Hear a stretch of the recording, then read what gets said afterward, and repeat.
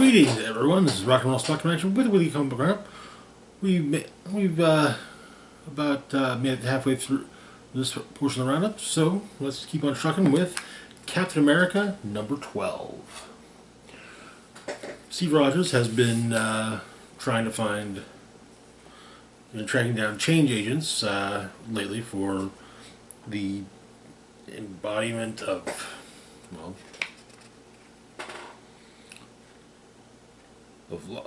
life, Lyra, to bring them to the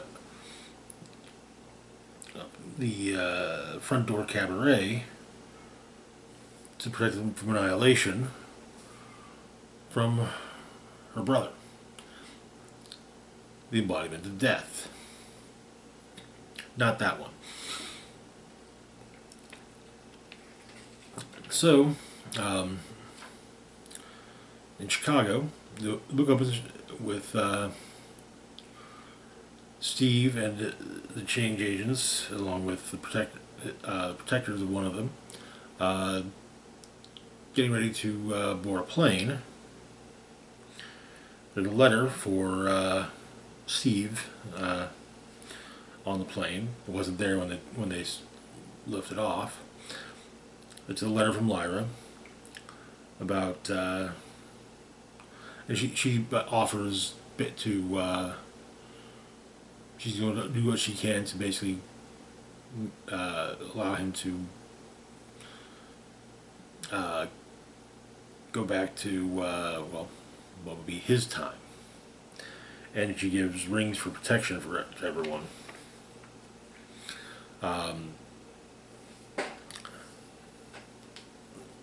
One of Malik's protectors is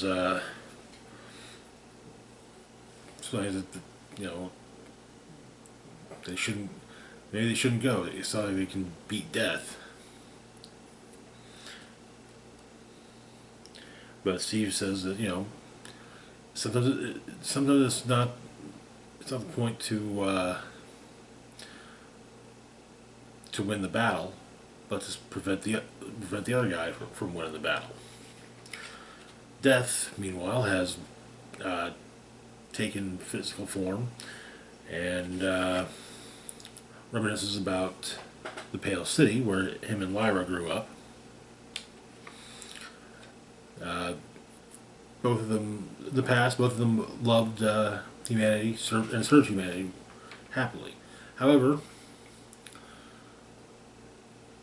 there are 5 points in time that Death points out that kind of have them thinking twice. Battle of Somme, Stalinist Russia, Holocaust, World War II, Hiroshima and Nagasaki, and Maoist Cultural Revolution.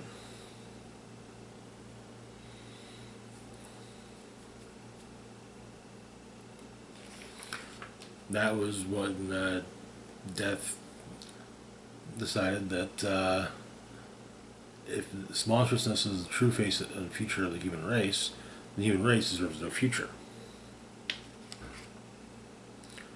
But one of the change agents, who's potentially already plotting to betray the group,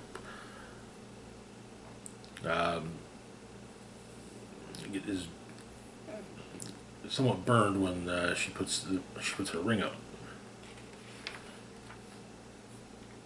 But as they touch down in New York, the plan is set. Cab at the tip of the spear.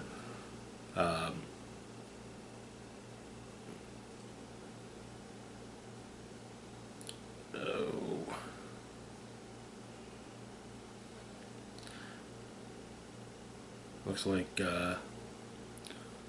he's potentially lot. We got one flying over the convoy, 2 more on bikes, and well, they're riding in convoy formation with a Humvee between them. It's not Lyra that I was presuming, but Lyra states that tells Edward the Cabaret that they might be tempted to assist Steve, but fight the temptation because once they leave the front door cabaret, they might not make it back in. And Death has granted a score of people some power, and basically arm up, fulfill your basest desires. And the road is clogged with them, and they're all armed. That is where the issue ends. Oof, that's looking not exactly like some captain I want to drive through, but well, next month we'll see how he pulls that one off. Next up, we've got the Incredible Hulk Annual, tying in with the Infinity Watch Annuals. So,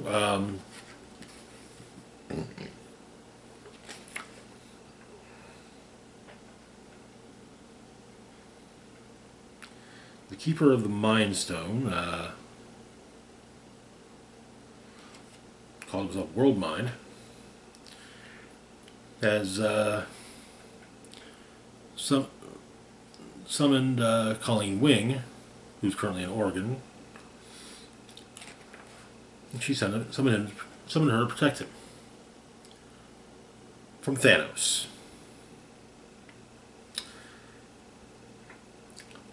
I'm sure that she'll have no trouble with him. But World Mind uses the Mind Stone after Colleen's sword is broken by Thanos. The blade just snapped. World Mind attempts to use the Mind Stone to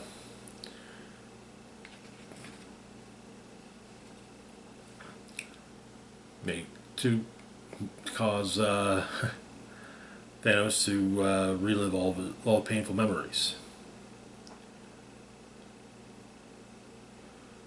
But and Thanos taunts the Mind Stones, saying he called out for help,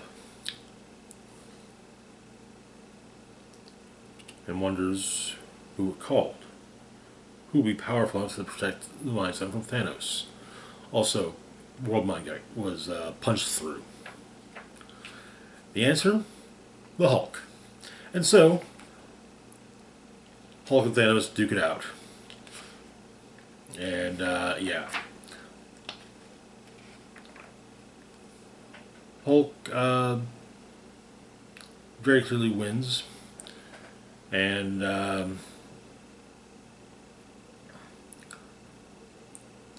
Mind Stone goes to Colleen, and she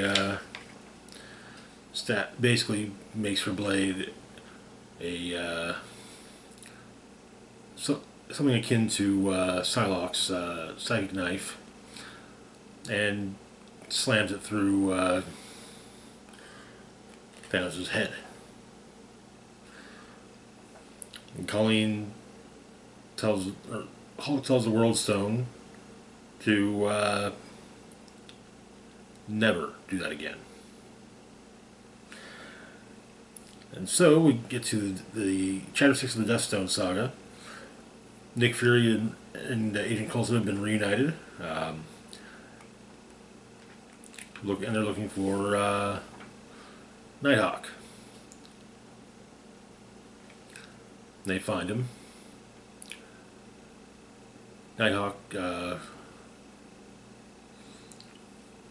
manages to take down both Coulson and Fury. However, the Death Stone powers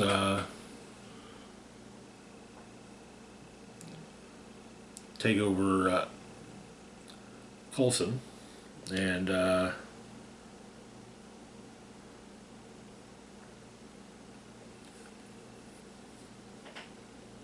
Nighthawk taunts Coulson, saying Coulson won't stop him. But that's when that's when the issue ends.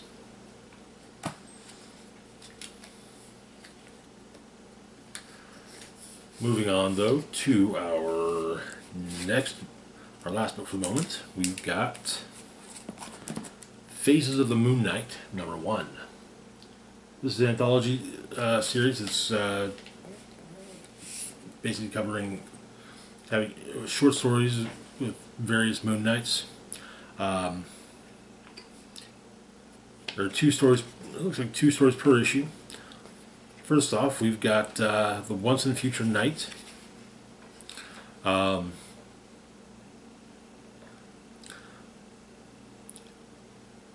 At the Midnight Mission, before Blood Hunt and before Mark Spector's recent death, Shroud comes calling in his civilian identity, but no one answers. But later, after Mark Spector's death,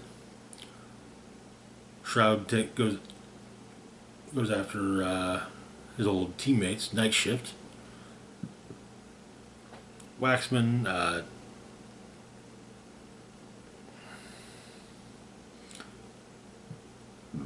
Digger, and Tatterdemelion.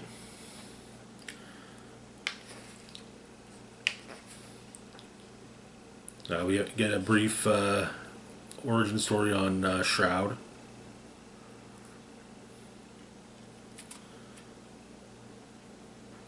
Trained by the cult of Kali after his parents were murdered in front of him as a child.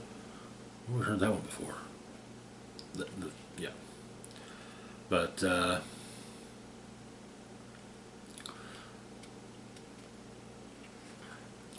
Shroud manages to take down the 3 members of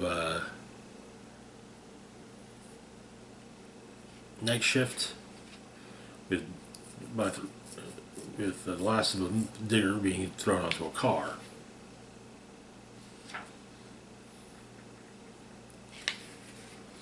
And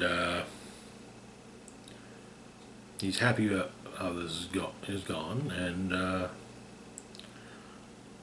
says it's a job well done. Next up, we've got Crusader by Benjamin Percy. 1200 in England, a peasant is drafted into the Crusades, fights through North Africa. It's a bit of sandstorm, and Khonshu appears before him. He's given the choice to become a Fist of Khonshu, but no, that's not what he's going to do. He's not going for it.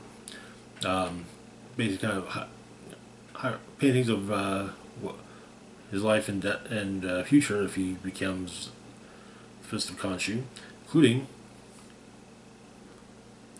defeating Apocalypse.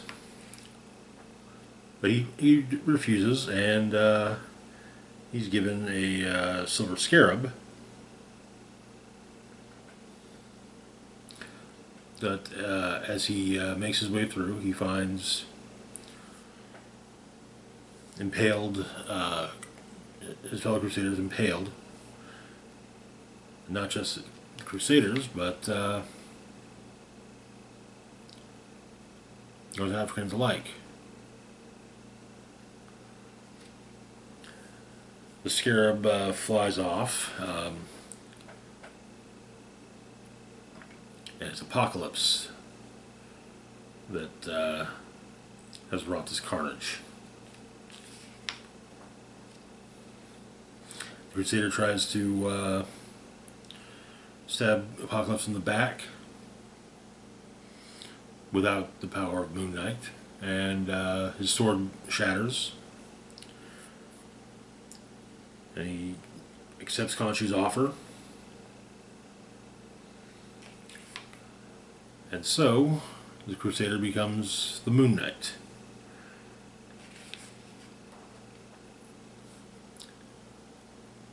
And defeats and briefly kills Apocalypse. And that is where the issue ends. This was I shouldn't have found it surprising that there would be a Moon Knight that once fought Apocalypse, or at least many Moon Knights. But it was still pretty surprising to see. I mean, after all, Apocalypse is primarily an X-Men villain, so Moon Knight's not exactly he's not adverse to mutants, obviously, but he doesn't exactly hang out with X teams. Anyways, that's going to do it for now. Huge shout out to Patreon patron Red Band as a Penis. Links to my Facebook, Twitter, Blue Sky, Instagram, Mastodon, Patreon, and PayPal can be found in the description box down below. This is Rock and Roll Spock signing off saying, live long and rock hard.